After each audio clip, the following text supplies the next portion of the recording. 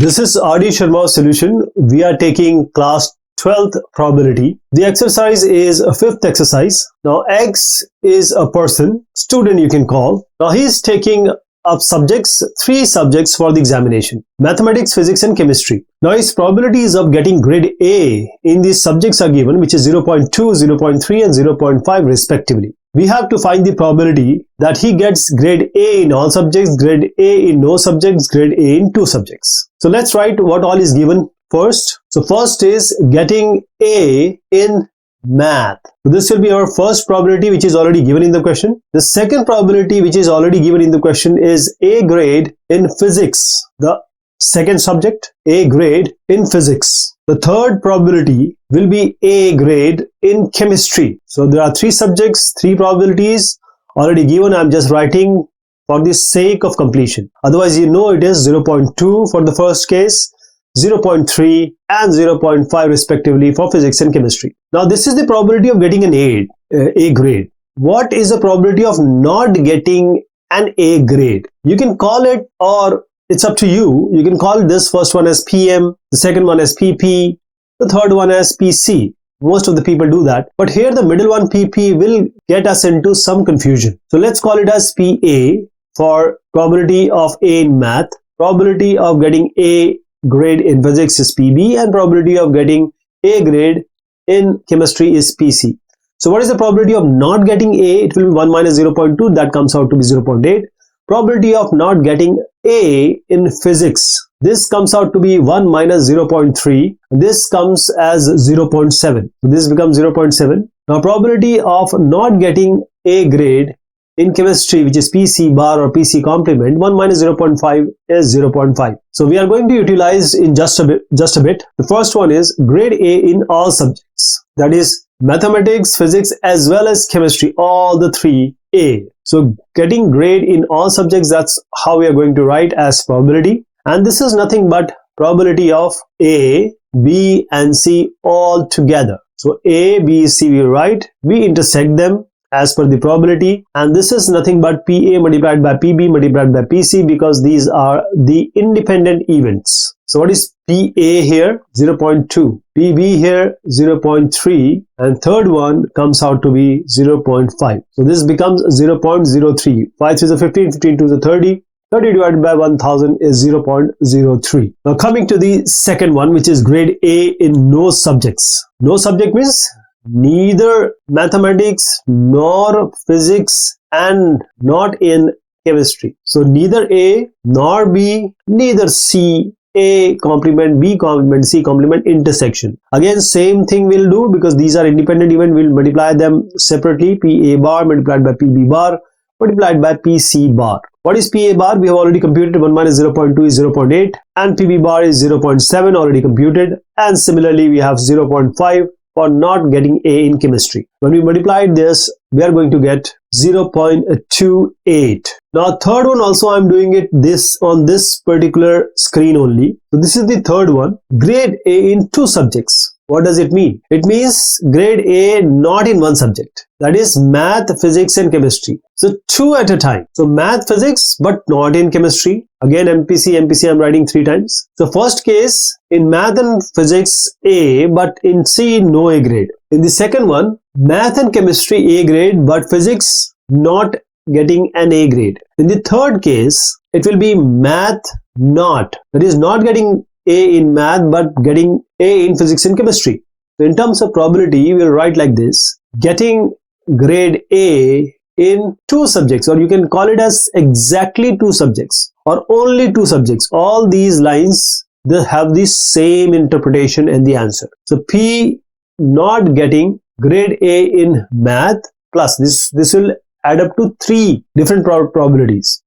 First one is not getting grade A in mathematics. The second one will be not getting grade A in physics, and third one will be not getting A grade in chemistry. So this already I showed you. Just combine them or write them in a proper A, B, C manner. That is going to be A, B, C bar, A, B bar, C, and A bar, B, C. So I'm writing it just for explanation that we are talking about math, physics and chemistry. We'll change it to ABC just now, but this is what I have written and I'm changing it to the probability. That is, the first one no chemistry, second one no physics, and third one no mathematics. Others getting a grade A. This is going to be PA multiplied by PB multiplied by PC bar. All these probabilities we have already computed. Probability of A, probability of B bar, and probability of C. Third one is probability of A bar. I'm writing MM. I'll just change it to in a bit. Probability of A bar, probability of B, and probability of C. Now just replace or place the value in the desired probabilities. Wherever you have PA, the better way not to get complicated, the best one is to write PA everywhere wherever you get PA. What is PA? It's 0.2. So I'm writing for PA 0.2 wherever I encounter it. Then PB. PB is what? 0.3. So wherever I get PB, I'm replacing it by 0.3. Now PC is 0.5. So wherever I'm getting PC, I'm just writing it 0.5. Now coming to PC bar. Wherever you get PC bar, 0.5. You'll get PC bar, PA bar, PB bar only one time. Now coming to PB bar, PA bar, PC bar, we have replaced it now. When you compute this, it is going to be 0.22. That's your correct answer. Now this is how you're going to do or write it if you ever happen to write it. Now this question is a good question, let me tell you, and the question which is coming up also has the same process or steps. Now this question will need us to know the geometric progression. GP is 1 plus A square. It goes up to infinite or infinity. So the common ratio, if you divide two values, consecutive values, you'll get almost the same value, always the same value, which is the, not almost, it's always, and which is called the common ratio. The summation or addition of this GP is 1 by 1 minus A. A is the common ratio. So A and B take turns in throwing two die. The first to throw 9 being awarded the prize. Now first A will start, then B will follow. It's given clearly in the question. The first to throw 9 being awarded the prize. 9 being means there are two dice. They are going to be added up. The number which will turn up will add up. And the number which is turning up when they are added, it has to come as 9 and show that their chance of winning are in the ratio 9:8. So we'll separately compute the probability of both of them, A winning and B winning, then we'll divide them. It has to be 9:8. The probability of getting a 9. So you have to write inside the bracket all of it. Probability of getting a 9. And this is equal to what? There are multiple options. 5, 4, 4, 5, 6, 3, 3, 6. Can you find any other number on the numbers which adds up to 9? No. So these are the 4 possibilities. These are the 4 favorable cases we have. 5, 4, 4, 5, 6, 3 and 3, 6. Now probability is 36 in all because 6 into 6, 6 in one die, 6 in another die, and 4 is the 4 favorable cases. It comes out to be 1 by 9. Now this is probability of getting a 9. Let's call it as PA. We'll call PA bar as not getting a 9. Now what is the chance of winning when A starts, B is followed? There are multiple ways in which A can win, and there are different ways in which B can also win. So let's understand those possibilities. So when A is going to win and when B is going to win, I am going to show you both of them in the same screen side by side so that you understand well what is actually happening. So how A will win? First, A is starting, so A can win at the first time, in the beginning as well. Now A can win only when A fails, then B has to fail. Then again A will try and A will win. The third option or third way is A does not win, B doesn't win, A again doesn't win, B doesn't win, then A wins. So wherever the A chances come after B, the A can win. So this P probability, which is 1 by 9, P bar, or you can call it as PA also, as per your convenience. Nobody is going to stop you for that. I'm just indicating one is P, one is P bar or P complement is 1 minus 1 by 9, which is 8 by 9. So the probability of not getting a 9 is 8 by 9. The probability of getting a 9 is 1 by 9, and probability of not getting a 9 in both of these die is 8 by 9. We are going to apply that. Now let's understand how B is going to win. B can win only when A has tried. So A fails, then B wins. The second option can be A fails, then B fails, then A again has to fail, then B can win. Then the A doesn't win, B fails, A fails, then B fails, then A fails, then B can win. So B, whenever he gets chances, B can win, and the chances are only when the previous all throwing has resulted in not getting 1 by 9. So this PA plus PA not B not A, I'm just writing what I've discussed with you. Now PA bar intersection B bar intersection A bar intersection B bar intersection A, and this goes on and on forever. Side by side, the B winning probability also let's write. A naught B, so A naught intersection B plus P A naught B naught A naught and B. So A naught, B naught, A naught and B intersection. The third possibility is, this goes infinite because these are three possibilities which I've shown you. But just imagine this is going to go forever. This game is unending. So A bar, B bar, A bar, B bar, A bar and then B. Now what is the probability of A? Whenever you write, it is probability of A and probability B together, because they both have to get a 9. They both have to not get a 9. So PA equals PB, because I have to write these values in the expression we have developed after discussion. This PA PB is 1 by 9, PA bar and PB bar is 8 by 9. These two persons are going to get these same probabilities. So PA is 1 by 9. Now replacing, because PA bar into PB bar into PA, because you can directly multiply them. These are independent events. So PA bar is 8 by 9, PB bar is 8 by 9, and this PA is 1 by 9. Now you don't have to write all these, because you will understand that it follows a pattern, and this pattern is called the geometric progression. Coming to the B winning side by side, A bar and B, so multiply these two. PA bar is 8 by 9, PB is 1 by 9, PA bar multiplied by PB bar multiplied by PA bar multiplied by PB. This is going to give you 8 by 9 multiplied by 8 by 9 multiplied by 8 by 9 and multiplied by 1 by 9, because here B is winning. Now I am going to let it go forever, because we will know the pattern in just a bit. So if you closely watch, PA is 1, these are 3, 5. So all the odd one A wins, odd, and all the even B wins. So 1 by 9 I am taking outside. When I take 1 by 9 outside, 1 will be remaining in the first term, 8 by 9 into 8 by 9 in the second term. And I told you 1, 3, 5, and we have taken one member out. So it will be 1, then 2 times 8 by 9, and then 4 times 8 by 9, then 6 times 8 by 9, then 8 times 8 by 9, and it goes forever. So multiply 8 by 9 4 times here, and that you don't have to write the next term because it goes on and on. Here what we do, now one idea is to take 1 by 9, but we will be remain with 8 by 9 plus 8 by 9, 8 by 9, 8 by 9 3 times. But the problem here is geometric progression. We need 1 at the beginning. Now at 1 in the beginning, we need to take this 8 by 9 out also from the second series. Let's do the first one first. So we have 1 by 9, 1 plus 64 by 81, because 8 is a 64, 9 is 81. This is 64 by 81 2 times, so let's call it as 64 by 81 whole square. Now 1 by 9 I'm taking outside, 8 by 9 also you can take outside this one. I'm just requesting you that if you keep like this, 8 by 9, 8 by 9 whole cube, 8 by 9, 8 raised to 5, the problem remains still. We need a 1 as I just suggested. So let's take this 8 by 9 outside. When you take 8 by 9 outside, what are going to remain inside? We'll get a 1, which we desperately want. So this is going to be 8 by 81.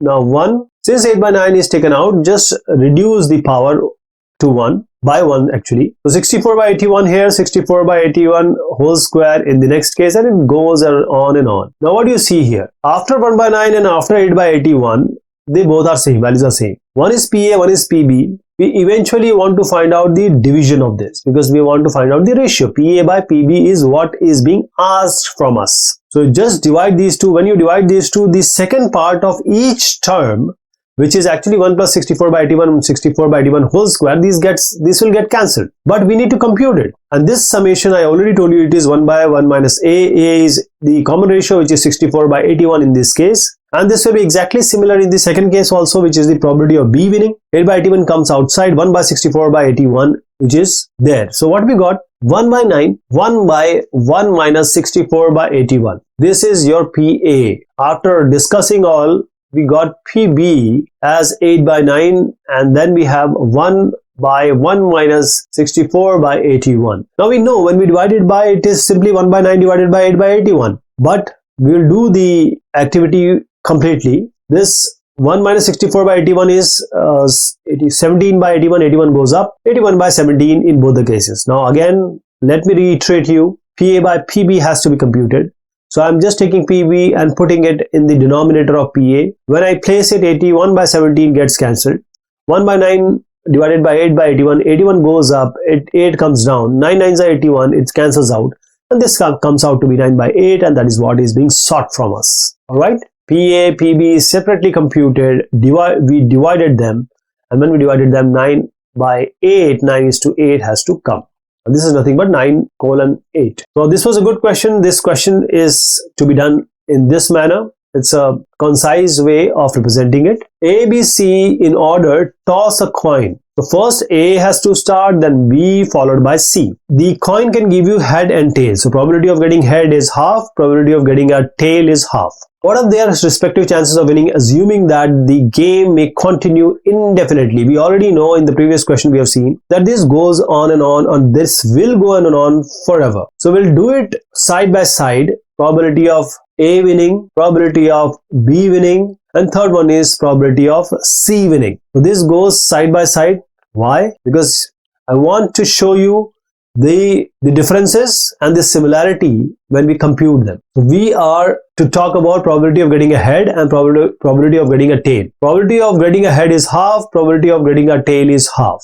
1 by 2, 1 by 2. That means whatever probability you are going to write, whether A or A complement, B or B complement, C or C complement, every time we have to write half only. There is no change. So A wins when A starts, A can win. Then A doesn't win, B doesn't win, C doesn't win, then A can win. Then A doesn't win, B doesn't win, C doesn't win. Then A again doesn't win, then B doesn't win, and C doesn't win, and then A wins. So these are different possibilities which goes on and on. Coming to B, A has to lose, then B wins. Then A lose, B lose, C lose, then again A lose, then B wins.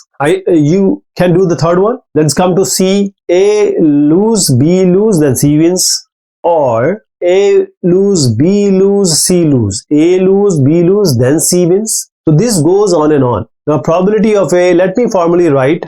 Probability of A, that is A wins, is half. Probability of A doesn't win is 1 by 2, because head and tail both have similar probability. They are identical, half and half. Now probability of B also goes like this. Probability of B winning is half, probability of B losing is also half. Probability of C winning is half, probability of C not winning is half. So basically it's just PA plus PA bar intersection B intersection C bar intersection A. Probability of A intersection B, A naught, B naught, C naught, A naught, B naught, C naught, A intersection. How about B? It's P A naught B intersection plus probability of A naught, B naught, C naught, A naught, B. C is A naught, B naught, C all intersected. Probability of A naught, B naught, C naught, A naught, B naught, C all under intersection. Now let's write the probability. Please remember these are all independent events. We just have to multiply these separate probabilities and add them up. So PA is half.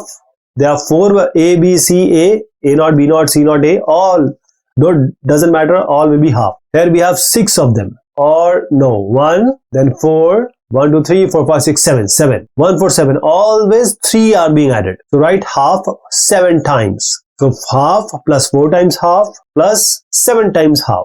Now coming to the B wins, there are 2 of them, half into half. Then 1, 2, 3, 4, 5. 5 of them, write half 5 times. How many times? 5 times.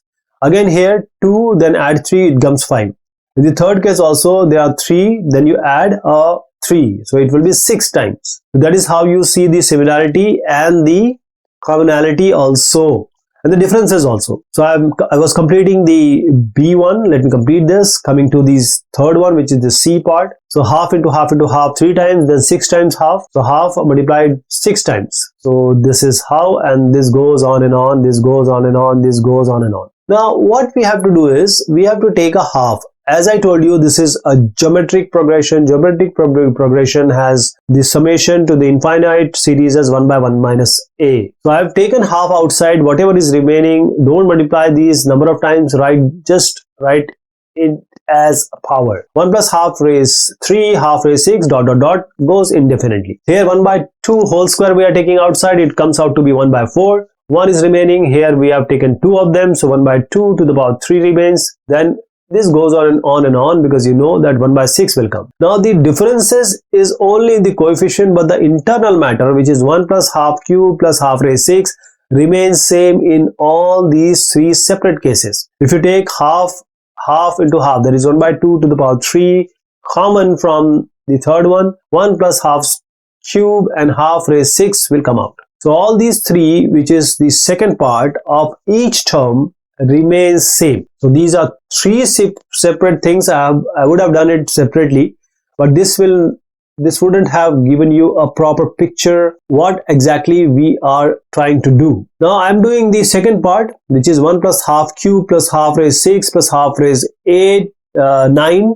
I'm adding 3, 3, 3, right? So this, if you divide any of these 2 consecutive terms, if you divide 1 by 2 raised 6 divided by 1 by 2 raised 3, or 1 by 2 raised 9 divided by 1 by 2 raised 6, every time you are getting 1 by 2 raised 3. So this A is 1 by 2 raised 3, which is 1 by 8. And the summation is 1 by 1 minus A is the common ratio, which is 1 by 8. So 1 by 1 minus 1 by 8 we will write. And this comes out to be what? Denominator will be 8 minus 1 by 8, that is 7 by 8. And this 7 by 8, this goes up, so it will be 8 by 7. So the second term is 8 by 7 in each case. First remains same, half into, in the probability of A winning game, half multiplied by 8 by 7, because the second part we have computed just now. And the second one, which is B winning, when B is winning, it's 1 by 4 as the coefficient, which you see here, multiplied by 8 by 7 in this case. Coming to the probability of C winning, when C wins, it's all about 1 by 2 to the power 3, which is 1 by 8, and followed by 8 by 7,